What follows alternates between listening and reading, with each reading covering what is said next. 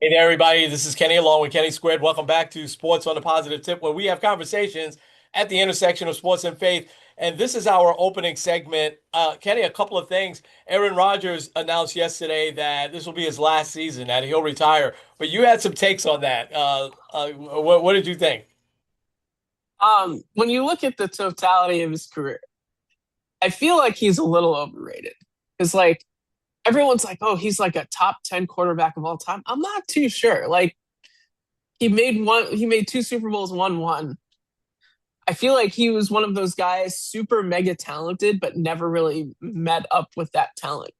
And especially like the chaos of the last 5, 6 years between all the back and forth with COVID and then like the disastrous year with the Jets and even like how he went to the Jets and then how he was like, oh, I guess I'm going to go to Pittsburgh. But then like in this offseason doesn't decide to sign until like a week ago. Like I feel like he ends up being more known for like the chaos as opposed to his actual talent. I don't know.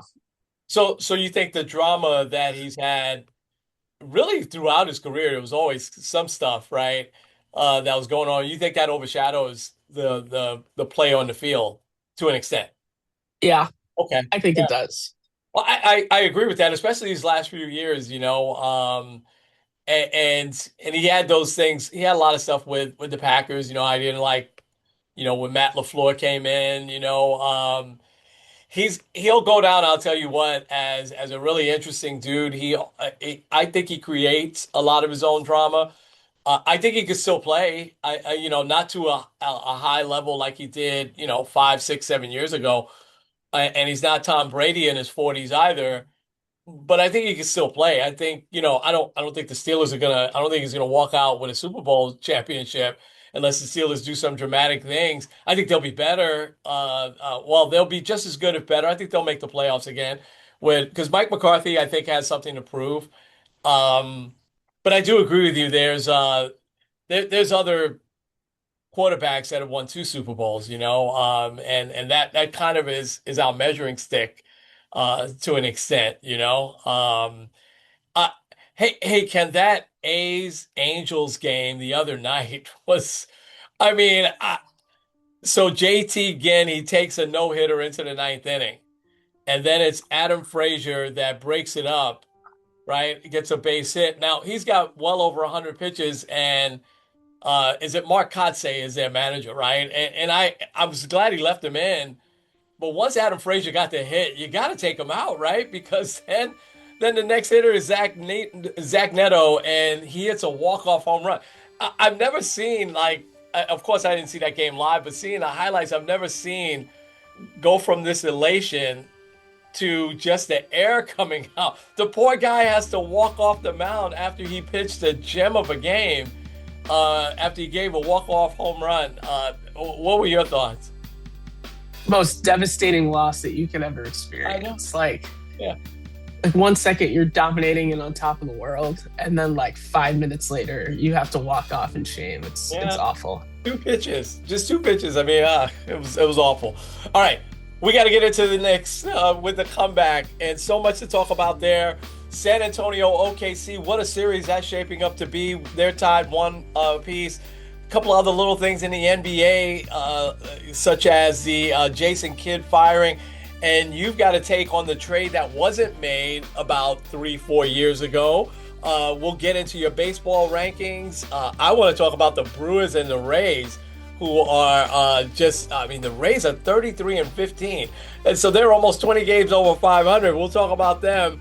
And we've got some inspiration. You ready to get this going? Get into it.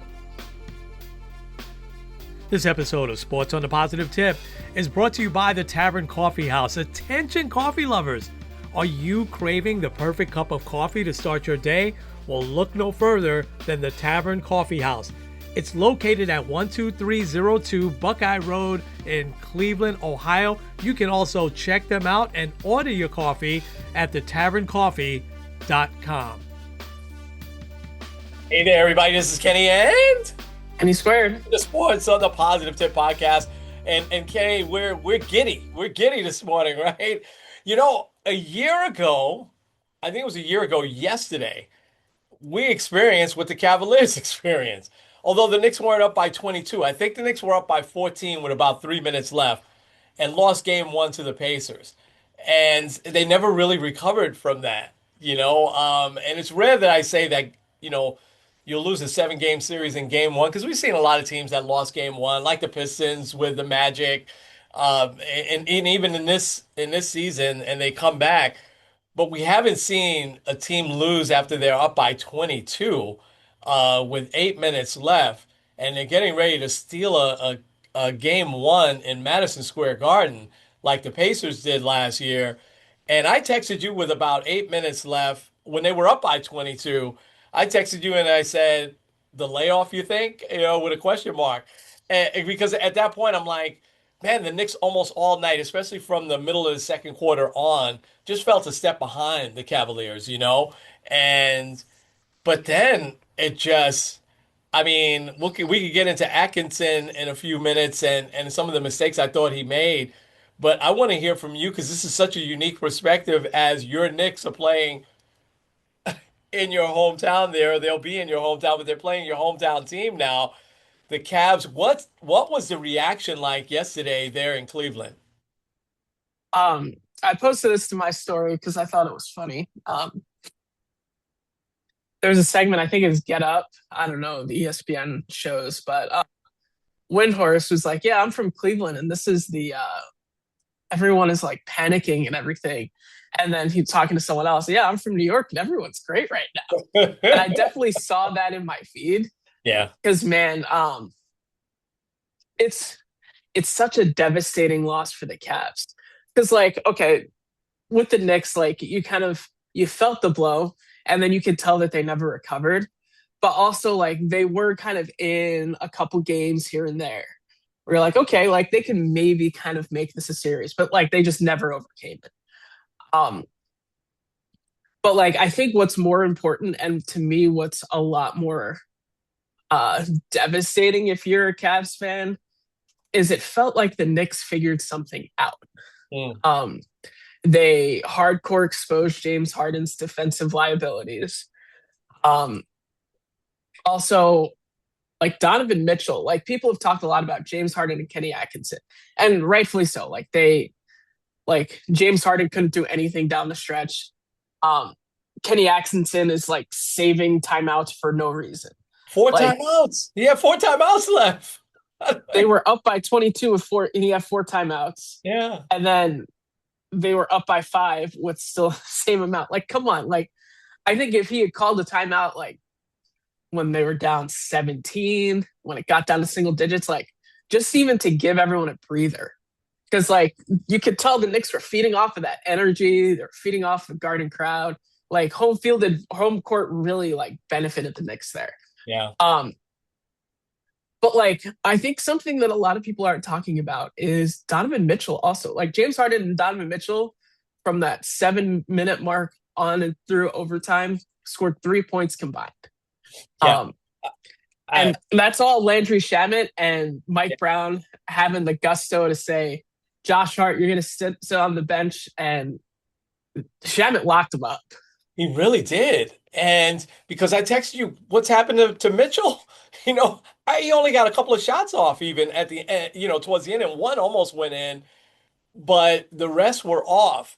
So, so is there panic there in Cleveland? Or do they feel defeated, or do they feel like, okay, we have an opportunity to come and tie this series up tonight? There's a lot of anger. Anger. Okay. Yeah. Just a lot of people like, oh my Yeah. gosh, like, how did this happen? Yeah. The other thing that kind of gets overlooked is like the almost three that Mike Breen started his bang call and then didn't right at the end of regulation. Yeah. Yeah. Yeah. Um, Yeah. Yeah. but I think something else too. The Knicks defense really locked in overtime. They scored 3 points, Uh, and the 3 points was off of a three after a timeout. yeah. Like Yeah. that's impressive to me. The Cavs came off two grinding, tough, brutal 7 game series, not one, but two, and it's the middle of May. The season starts what, late October? The NBA season. So I mean, I quite and Kenny Atkinson is an excellent coach. So I don't want to knock him for this, but I just don't know why none of his assistant coaches said we got to call a timeout here, because everyone in the world felt it coming and we have to give accolades to our guy, right? Because Jalen Brunson got that look. And you and I, who have watched Jalen Brunson now these last almost 4 years, know what that look feels like. It was like, I'm not going to allow this team to come in and win. And if I got to take it upon myself, I'm going to do that. And he had a couple of great passes in between. The feed over to Mikal Bridges in the corner was perfect. And Bridges, it was great how he stepped back, knew it was a three-pointer, so he could make sure it was a three-pointer. But um, I didn't understand that. And I mean, James Harden has never in his NBA career been known for defense. And I mean, he just could not stay with Brunson. He was, far in front of him, or a couple of times he got behind him. I mean, Brunson was putting on a clinic, and you've got some pretty good defensive guys on the Cavs. Dean Wade. I don't know why you didn't put him on him. Merrill, or even Struess, or even Mitchell. I didn't get it. They needed to they need to bench Harden for at least a couple minutes there. Like I understand that he is like one of the cornerstones of your organization or of your team. Like he is like one of the guys. But when you're getting exposed like that, you need to at least give them another look. Because they were trying to double team Brunson, but the Knicks were just outsmarting him every step of the way. Yeah, Um, yeah, Something else that was mentioned, I believe, by Colin Cowherd that I think is kind of interesting. The One of the interesting shifts is like in the first half, which Knicks played bad in the first half. yeah, All good. Um, the ball was very centered on Karl Anthony Towns, which gave Brunson a lot of rest. So come mid third quarter, fourth quarter, he's got a lot more energy because he's not having to facilitate as much. yeah, And maybe that's a big thing that hasn't really been talked about. yeah. But this team has won 8 games in a row now. Um, I think tonight is will kind of be a good indicator of how long this series could be. Yeah. Because I think if the Knicks take care of business tonight, not to say it's over because 2-0 is far from over, Right. but when teams have the longer layoff, it's weird because baseball is the opposite. But when you have one team that's had a long layoff and one team that's had a 7 game series in the NBA, the team with the layoff tends to be the team that wins. I believe it's 70 or no, 80% of the time or 88% of the time. Yeah. Um, Whereas in baseball, it's almost precisely flipped like that. So Yeah. it'll be very interesting to kind of see the type of vibe they have coming out tonight. Yeah. I 100% agree with everything you said there.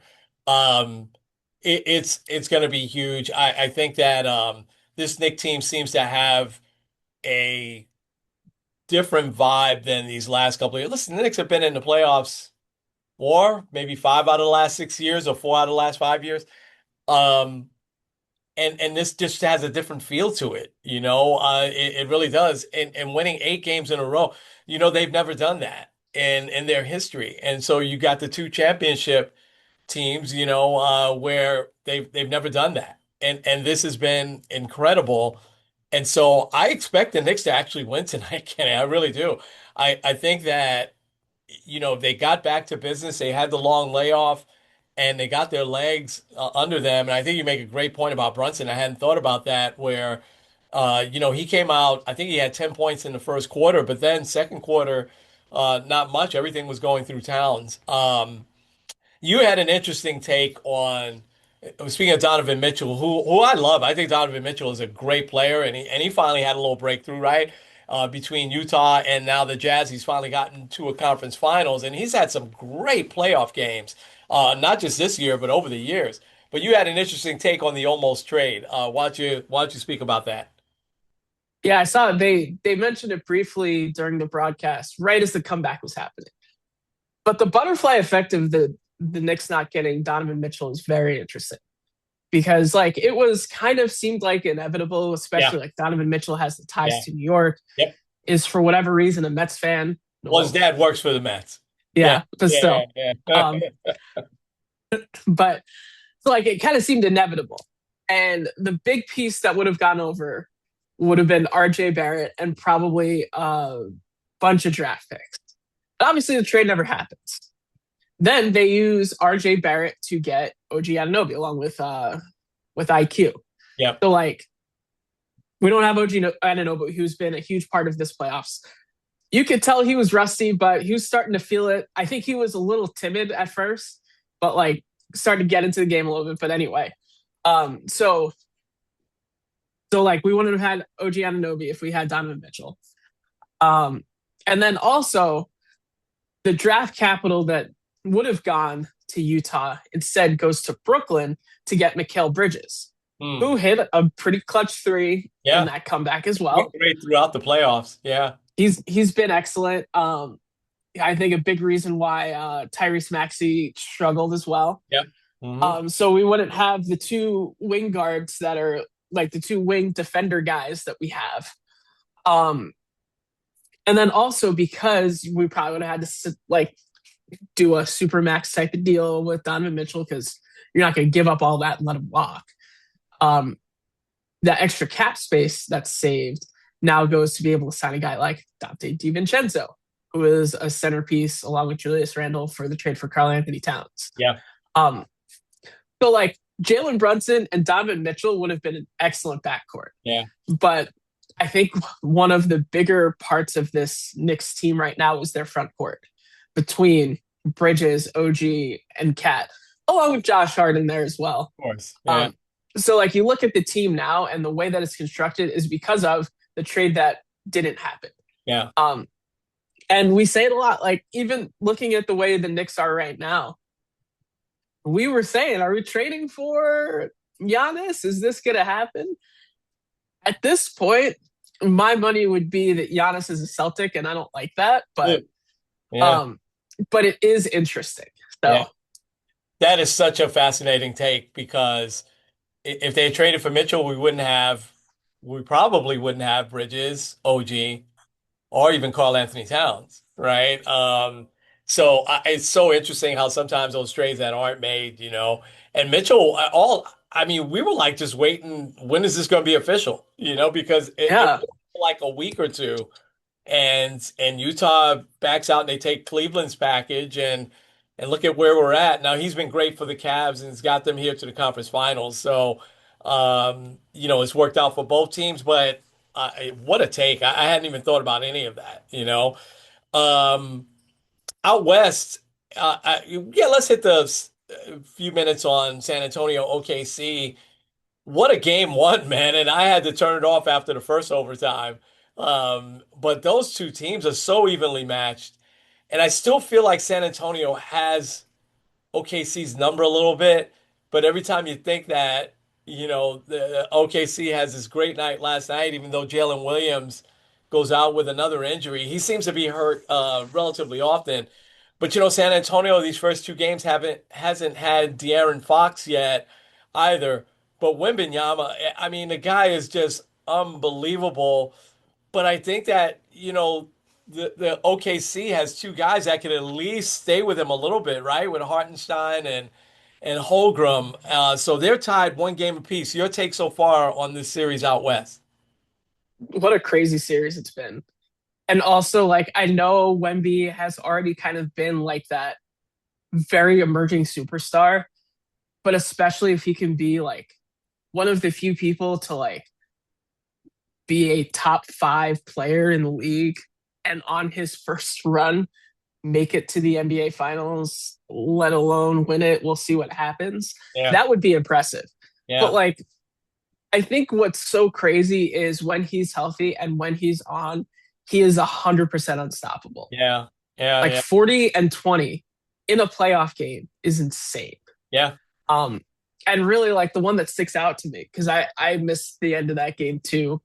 Um, but I saw the clip of his like 8,000 foot three that tied the game in overtime. Like, It's the come last thing you on. would expect, too. A guy that big that could shoot that good from 40 feet away. I mean, it's amazing. When he took the shot, I'm like, what are you doing? And boom, it goes right in. Um, it, it I think those two teams are going to beat each other up. I see that as a 7 game series. I just and I couldn't tell you who's going to win it right now. I don't really have a feel one way or another. It's going to be tough to dethrone the champs because they've played like champs all year long and through the playoffs, but they finally lost a game in the playoffs. Which they hadn't yet. And so it's going to continue to be fun. These guards, though, also for San Antonio that they bring in, they're locking up Shea a little bit, because they're so fast and so athletic, and they're great defensively. And so I just see the series going long. It'll be interesting as this goes back to San Antonio. That's a great place to play in OKC. That it seems like the crowd is right on top of the game, and they are extremely loud right from the beginning. And unlike us with the Knicks, they give out the T-shirts, so you have one section that's white, one is blue. And they give out all the T-shirts. I wonder how much that costs the team to do that. I mean, that's thousands of T-shirts that they're just giving away for free. Hey, so one before we jump over to baseball, we have one other. NBA news, and it just, you speaking of the one trade, right? The trade that wasn't made, but the trade that was made in Dallas. How much has that changed that franchise? And so Jason Kidd, who takes the team to the finals a couple of years ago, um, gets fired. And listen, and I hate to say this, but I think the firing was actually fair, because you're bringing in Masi. This is a championship GM who, oh, by the way, when he left Toronto, he didn't leave the cupboards bare. I mean, that team is good, and they're going to be good going forward. So I think you bring in a guy like that who knows what he's doing. Um, I think you almost have to let him pick his own coach. And it sounds like he never worked with Jason Kidd before, and he was very graceful in his statement. And so I do think that's fair. But Jason Kidd's walking away with like $40 million, so he doesn't have to jump into another job right away if he doesn't want to. But oh my goodness, just this one of the dumbest trades, unfortunately, of all time. The GM is gone now. The coach is gone. Um, Anthony Davis really didn't do much for them. And how soon is it before Kyrie Irving says, get me out of here for my last couple of years? So what was your take on with Jason Kidd yesterday getting fired by Dallas? Definitely surprising. Yeah. I don't even know what to say other than like, man, this team is kind of in a weird spot. And it's 100% on them. Like, it's one thing if you want to trade Luca, like, dumb, but if you want to trade him, you don't trade him in the middle of the night to the Lakers. Yeah. Like, what you do is you leak, oh, the Lakers are trying to close in on a deal for Luca, and then you have some other team swoop in and give you a king's ransom, not a broken Anthony Davis that you then end up trading away again. Yeah. Um, Yeah. yeah, it's just it. I understand why if you're a new guy, you want everyone out and just start over. Yeah. But also Jason Kidd he won't be out of a job for very long. Great No. spot for him might be Orlando, honestly. Yeah. They were saying Billy Donovan is the leading candidate there, which makes some sense, right? University of Florida's in Gainesville, so not too. I mean, he's a hero still down there, not too far from Orlando. I think that Jason Kidd, um, there might be an opening that we don't know about yet. And as an example, um, could the new GM here in Dallas be making calls to Philly to see if they would release Nick Nurse, and they could work together again, his championship coach, and then maybe that opens up the Sixers job.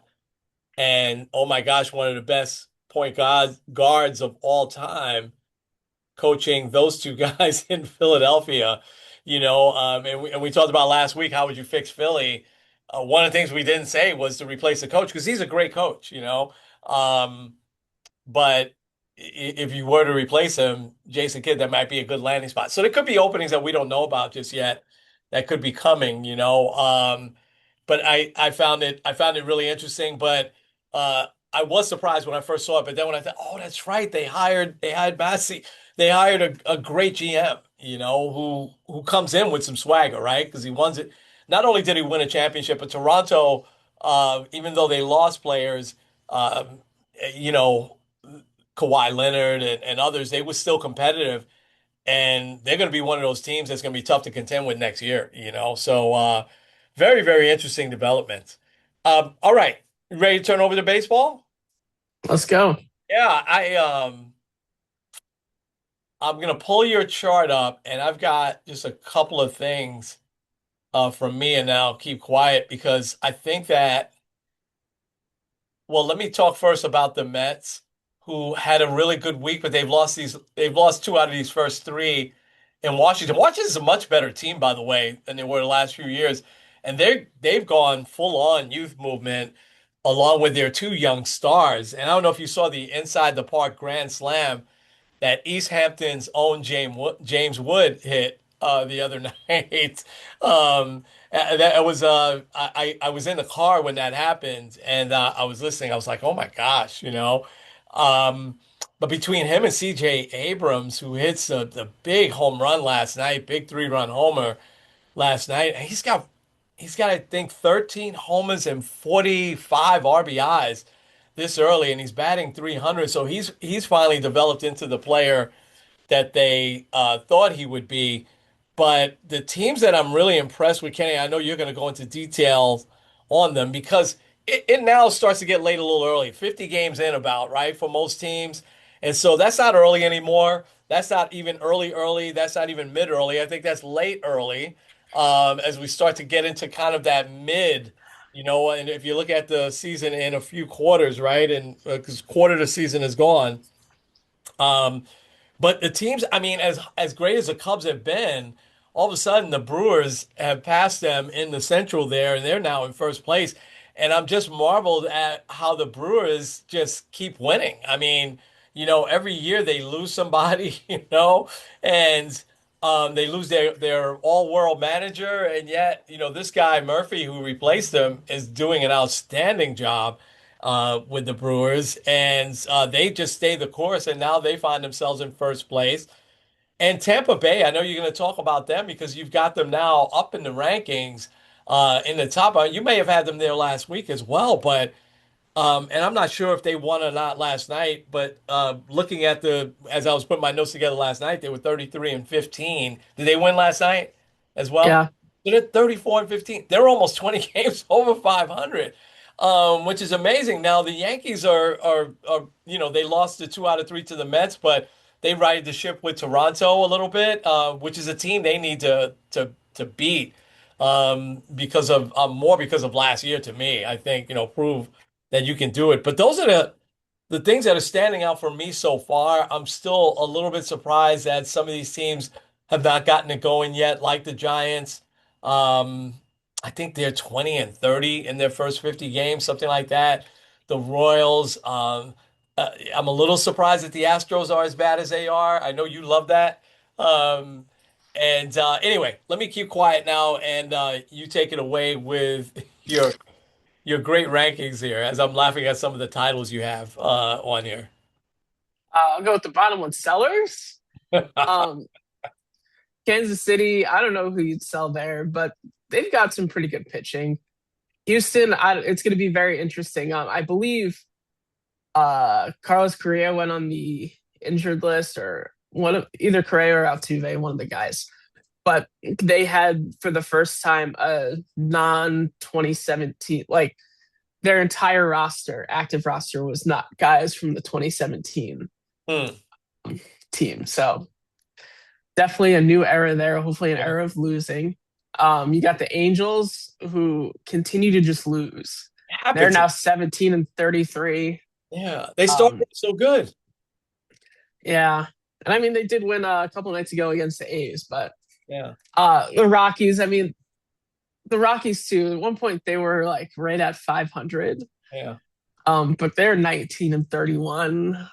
Like it's just kind of gone up. And then you got the Giants. The Giants will be a very interesting team. I mean, they already traded Patrick Bailey. I wouldn't be surprised if either Ray or Webb left for a big piece. Also, the Devers thing will be interesting. Hmm. Because like I don't know, he's good, but also it kind of seems he's kind of getting the reputation of like the he's not a good teammate type of thing. But we'll see. Yeah. Um, you had said early, usually like Memorial Day is like the first like you can actually look at the standings and it means something. Yeah. Um, but for these four teams, it's starting to get late early. Um, the Tigers, you had mentioned the Royals at 10 games under. So are the Tigers. Hmm. Um, I think the Tigers might be one of those Wow. very disappointing teams. Um, the Baltimore Orioles are in last place in the division right now, 21 and 29. Haven't really been able to get it going. They're they're their own worst enemy though because they should have they should have kept Patrick Corbin, not Patrick Corbin. The guy that's on the Corbin Diamondbacks Burns. that I Yeah. Corbin Burns. There we go. Wrong Corbin. Um, and then the Blue Jays also when I was looking at the standings, the Blue Jays are 11 and a half games out of first place. It's stunning that they haven't gotten it going yet. It really is. And especially like you Savage came back yesterday. The Yankees don't know how he pitches. Like, I mean again. Um, and then the Marlins. I mean, the Marlins 22 and 28, 12 games back. It's just getting late early for them. Yeah. These three teams are getting a bit hot. The Mets have kind of turned it around. Good win, 2 out of 3 from the Yankees. The Yankees were a pitch away Yeah. from finally taking a series in Queens. That was an amazing, Um, amazing game. Amazing comeback. Tyrone Taylor. yeah. However, it did not come with any cost, as losing Clay Holmes for a minute is going to hurt. Uh, Um, it is crazy. Like Cam Schlittler has gotten like 4 or 5 comebacks in his last few starts. Like he keeps getting nailed in the leg, but every time it ends up in somebody else's hands, and it's usually an out. But then Clay Holmes gets hit with a comebacker, breaks his leg, the guy gets a base hit. You can't make it up. Um, the Red Sox have played marginally better. Um, Winners of 3 straight, 22 and 27, which is a lot better than where they were. And then the Twins, like they're starting to get hot again. They're still 4 under 500, yeah. but kind of hanging in there. Yeah. Um, different roads to 500. All 6 of these teams are right around 500, and they've all gotten their different ways, and they all feel different about where they are. First, the A's, a game over 500, leading the division. They're riding high right now. Same with the White Sox. There are 5 teams currently, no, 4 teams currently with a winning record in the American League. And the White Sox and the A's are 2 of them. That's amazing. Amazing. Sorry, it is 5. Yeah. So Yeah. the A's, the White Sox, Guardians, Yankees, Rays. So those 2 teams, they're like started from the bottom. Now we're here. Also, Yeah. the Nationals too. Because you thought, okay, they're trading Mackenzie Gore, like they're trading their ace. They're not going to be that good. But Yeah. here they are at 500. Also, the Phillies, like it's surprising how much of a difference Don Mattingly has made in that locker Yeah. room. Like Absolutely. he hasn't been there the entire season, and I think he's already an easy favorite for manager of the year. Yeah. He has been tremendous. Now on the flip side of that, the Seattle Mariners, they're 3 games under 500. That's not where they want it to be at this point of the year. No. And I think a big part of it is Cal Raleigh hasn't really been going. Obviously, he's hurt now, but I think that's been a big issue. It kind of seems like last year we were thinking, okay, yeah, the Mariners are building something. They're building something. But now are we looking back and we're going to say, wow, like 2025 was their peak? I don't think so. Yeah. I think that they just need that time to build that momentum a little bit. Yeah. Texas Rangers, too. I think there was a lot of higher expectations for them, but they're still kind of floating around 500. Yeah. Elite, if we were in the American League, the Diamondbacks at 3 games over 5 or 2 games over 500, they would be in the playoffs right now. Yeah. Same with the Reds, same with the Pirates. I don't have a ton to say with that. Yeah. The only thing I'll add something when we get to the top. Here we come. These teams are like starting to nip at everyone's heels. Yeah. You mentioned the Brewers. The Brewers, you make a case the Brewers are a top five team. Jacob Mizorowski has really become the ace. We didn't really talk about it, but that first inning against the Yankees a couple Oh, weeks ago yeah. is insane. Um, the Guardians have really turned it on the last week or so. They've won five straight, 8-2 in their last 10. They've done a great job. Yeah. Um, the Cubs, a little bit of a slide. They've lost five straight, but they won 10 straight before. So Yeah. they're They're still streaky. kind of there. Yeah. They're streaky. Also, the Cardinals. I guess maybe I had said Don Mattingly manager of the year, Ollie Marmol. I, I don't Like know how the what? Cardinals are doing it, man. They are playing some great baseball. Like they traded Nolan Arenado. Like Yeah. I just don't understand it. Um, but let's get to the top five here. Uh, I mean, the Braves. I think the Braves have continued to just be by and large the best team in baseball. Um, and like they've suffered a couple injuries, but nothing too horrible. The Rays have been the best team in the American League. Rays and Yankees play this weekend. The Yankees need something with them because if it's not the Blue Jays last year or the Orioles a couple years ago, like there's always that team that's kind of like nipping at the Yankees' heels and they're good. And I think the Rays, I don't want the Rays to be that team this year. Now, granted, their last series was at the Trop, and for whatever reason, the Yankees hate playing in the Trop. Yeah. But like, this is the time that you kind of have to say, like, "Hey, we're back, and we're going to take over this American League." Um, but like the Rays, they do it not like with. Oh, I forgot to mention this. I was close to making this a tier, but it was kind of hard to push them all together record wise. Um, the division leaders in the American League. You got the Rays, the Guardians, and the A's.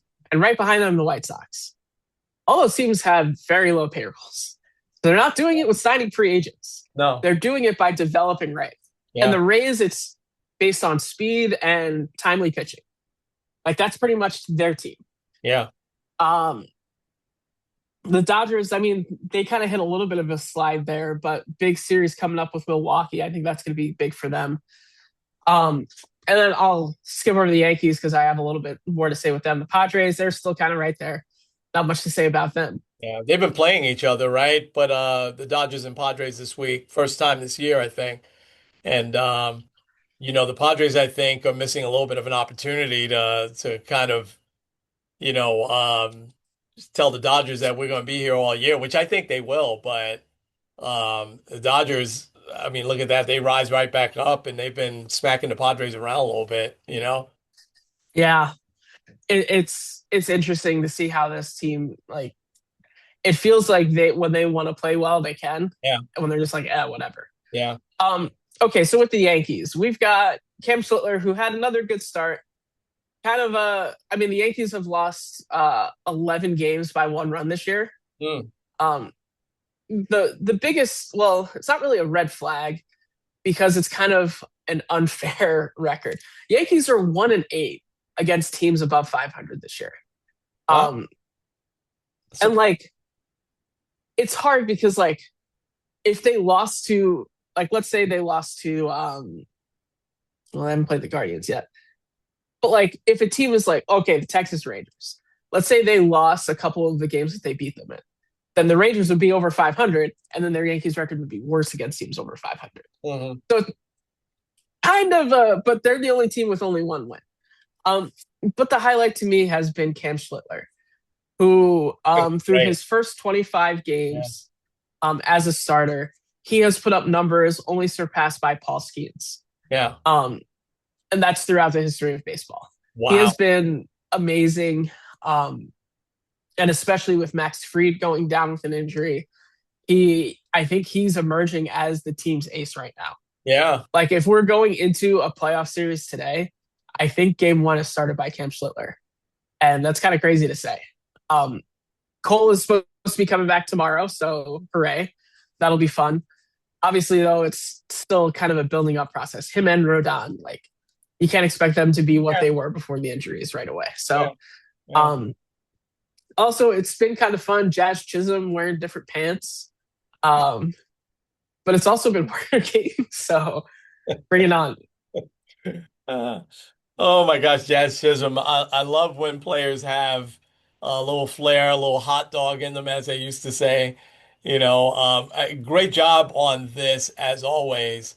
Um, you know, Schlittler is phenomenal, and I I I'm sure he'll be an all-star this year, and maybe he'll start the all-star game. I think that's how good he's been. And outside of the Met start, I've seen him a couple of times now, and boy, oh boy, he's got great stuff. He really does. And so I think a great job on those rankings as always. But I think now, like you said, we're a few days away from Memorial Day. This is where, baseball really starts to you can look at the standings and start to come to some conclusions as okay, this team could turn around, but it's going to take a lot, or I don't really see anything, that indicates this team's going to turn around. I mean, we could have said that about the Mets, right, a couple of weeks ago, but now the Mets with the youth movement, really, which is going to be interesting when some of these guys come off the DL like Polanco, and Luis Robert.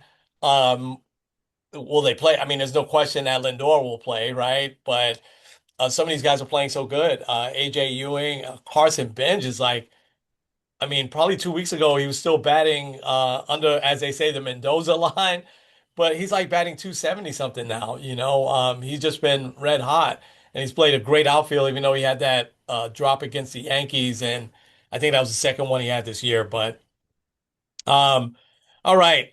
So some interesting stuff going on, and one quick point I wanted to make. I know what I wanted to say real quick. I'm going to use another sport real quick because hockey is down to their final four as well, and in the West, it's the Vegas Knights who won the championship a few years ago. It's amazing because they were an expansion team like 6, 7 years ago. Um, and they're playing the Colorado Avalanche. It's a little bit of a throwback with the Avalanche, and in the East, it's the Canadians and the Carolina Hurricane, right? And the Montreal Canadiens, that's also a throwback. I mean, they used to win it every year back in like the 60s and 70s, and they've gotten good again, which is interesting. But the point I wanted to make, you said about Don Mattingly and the spark he's been with the Phillies. Do you remember about a month and a half ago, I said this is crazy what hockey does? Because I think the Islanders fired their coach right with a few games left, and the Islanders wound up not making the playoffs. But remember, the Vegas Knights also fired their coach with about 6, 7 games left in the season. They brought in John Tortorella, who has been successful here and in a lot of different places. And so it worked there because he was added a spark that they needed, and they find themselves in the conference finals. So I think that's really interesting. And Mattingly is a proven good manager. I mean, those Dodger teams never got over the hump. Neither did the Marlins. There was some improvement there, but it took both those teams a while before they, let him go because they knew that he was a good manager. And so we'll see. The Phillies, obviously they have the talent, but something was missing. Um, all right, you ready for some inspiration? Let's do it. All right, Tony Dungy is mine today. It's again a little bit of a odd story. And Tony Dungy went through a lot. Him and his wife back when he was still coaching the Colts, and it was his son Jamie that committed suicide. And Dungy has spoken openly about that and about his faith and how that it was important for the world to see how him and his wife and his family handled that death. And he's done a lot of work with the suicide prevention line, not just the suicide prevention line, but for suicide prevention. But I want to talk about his other son, and I saw this him talking about this the other day. His other son is Jordan, and Jordan was born with something called insensitivity to pain. I think there's probably a more formal name for it, but the bottom line is Jordan was born with where he can't feel any pain. So he can put his hand on a hot stove and the burn will still be there, but he doesn't feel anything. And as a young kid, he took advantage of that. He'd jump on trees and jump down, and he'd break his leg, and he wouldn't even feel it. So Jordan has had over 70 surgeries in his life. He's like 25, 26 years old now. Um, so, and here's the point that he makes that's very biblical, I thought. He said that he always felt for Jordan, him not feeling pain was a bad thing because it caused him as a young kid to continue to do bad things. Not bad things like hurt someone, but bad things to hurt himself, right? And take chances, jump off bikes and stuff like that because he didn't feel any pain and he kind of used that as an advantage, but it turned out to not be a good thing for him. He said this, though, that God allows pain in our lives, for us to feel pain, whether it's physical or spiritual, emotional pain, all of the pain that we can feel. Um, he said, when we feel pain, God is telling us to stop doing what we're doing, right? And maybe we feel that pain when we sin, right? And so that's God telling us, well, you got to stop, get out of that sin, whatever it is that you're doing, right? And then he ends it by saying, this was just a brief talk that he had, that there's a purpose for our pain. And he's always felt like, Jordan not feeling any pain was a bad thing. Because it led to he's had over 70 surgeries in his life. I can't imagine, right? But when we feel pain, there's a purpose for that. And us to feel pain is a good thing. I thought that was just brilliantly said. It really inspired me. He's not going to be on Sunday Night Football anymore.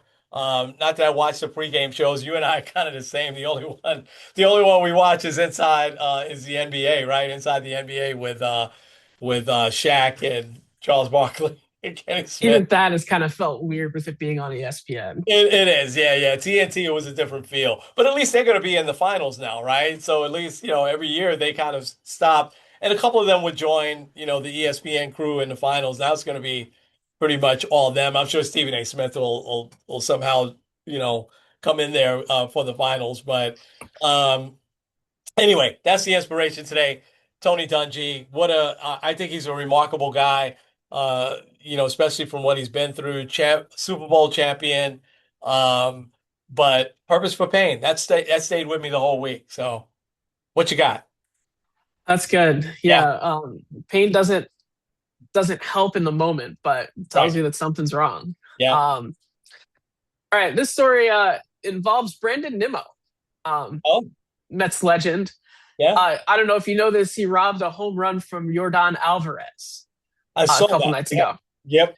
Yep. Um, so the backstory of it, there was a fan right there, and obviously, like, if you are a fan, you have the right to like knock the players out of the way if they are going into the stands to try to rob a home run. So you would think, as an Astros fan, you would think like, oh, like I'm gonna be the big bad guy and get a home run for my boy. But the guy didn't. He stayed back and got a little bit of backlash for it. However, a few innings later, um, Brendan Nimmo's going back on the field and tosses this guy as well as his friend a baseball signed by him and also says, "Thanks for letting me go after it." Um, which I think is just like a good sign of respect for both ways. Like, Yeah. um, the fan kind of letting Brandon Nimmo have his moment and let him actually do it versus like some fans, we won't talk about the Yankees, um, but like with some Trying fans, to beat up like, Mookie Betts. Yeah. Yeah. right, like they kind of can get interfere, like they can start to get a little rowdy when you're talking alcohol or whatever. But I think it's a good example of, first of all, like this is Astros Rangers. I don't know how much of a rivalry that actually is, but it was part of rivalry week. Oh So yeah. we'll talk about it. Yeah. So like there's that sense of rivalry. Also, like Astros won in 22, the Rangers won in 23. Like there's that animosity. But yet he was willing to say, here, like have your moment. I'm Wow. not gonna get in your way. So Yeah. shout out to the fan. Shout out to Brandon Nimmo. Yeah. And let's see more of that in baseball. Yeah. Yeah. Yeah. Yeah, telling that story, and I didn't know the rest of it. I saw him robbing a home run. He robbed a couple last year. Um, that does not surprise me at all. Brandon Nimmo just comes off as just this remarkable dude. We definitely miss him on the Mets in a couple of ways, right? As the classy guy that he is, but Also, his bat, we missed. And listen, I think the Mets are building something here with the younger guys, so it was inevitable. I will say this to you. I think Brandon Nimmo is the exact opposite of Pete Crow Armstrong. Did you see his whole thing with the fan? Now listen, the fan can say you stink. She didn't say you stink. She said something else, right? And she said after I mean, they had a long interview with her after, and she said that she wanted to kind of get under his skin. And boy, I mean, what if you're Pete Crow Armstrong? Don't you just ignore that? I mean, what? We talked about that a lot, right? I mean, but to say what he said, I'm surprised he only got a fine. I mean, to say what he said, I mean, was both vulgar and, I mean, some of these guys that have said,